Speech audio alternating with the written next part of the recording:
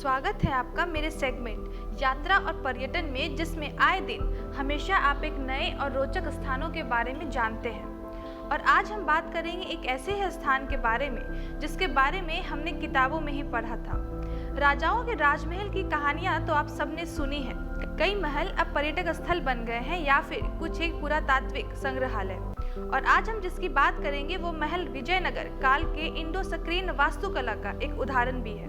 तो चलिए चलते हैं आज आंध्र प्रदेश की ओर। चंद्रगिरी किला का नाम तो आपने सुना ही होगा। चंद्रगिरी किला एक ऐतिहासिक किला है जो 11वीं शताब्दी में बनाया गया था। ये भारत के आंध्र प्रदेश में तिरुपति के चंद्रगिरी में स्थित है। हालांकि ज्यादातर हिस्सा इसका विजयनगर सम्राटों के साथ जुड़ा हुआ था और यह 11वीं शताब्दी में यादव शासकों द्वारा बहुत पहले बनवा दिया गया था। बात करें यहाँ के इतिहास की तो चंद्रगिरी लगभग 3 शताब्दियों तक यादव राय के शासन में था और 1367 में विजयनगर यादव शासकों के नियंत्रण में आया था। यह 1560 के दशक के दौरान सलुवा नरसिंह सेवा राय के शासनकाल में प्रमुखता से आया था।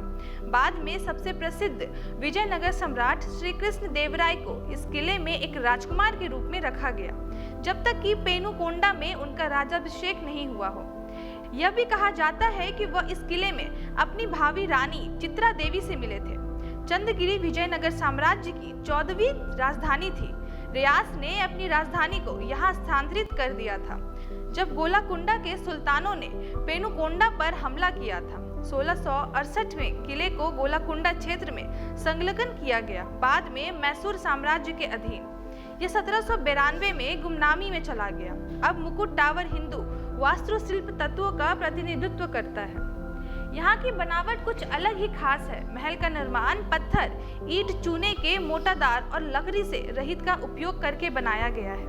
विजयनगर के राजाओं के संरक्षण में कुछ महत्वपूर्ण काव्य या महाकाव्य कविताएं इस किले पे लिखी गई है। किले के अंदर 8 मंदिर, राजा महल, रानी महल और अन्य खंडर की रचनाएं भी की गई है। किले के अंदर राजा महल हो या रानी महल, जो 300 वर्षों से अधिक समय से बने हुए हैं। और तो और जब राजा महल भारतीय पुरातत्व सर्वेक्षण द्वारा पुरातत्व संग्रहालय के रूप में परिवर्तित था। संग्रहालय किले में मुख्य मंदिर और आसपास के क्षेत्र की अन्य संरचनाओं के मॉडल भी मौजूद हैं। इन दोनों इमारतों का निर्माण लकड़ियों का उपयोग किए बिना किया गया था। रानी महल में सपाट छत और आधार स्तर पर यह स्थिर है।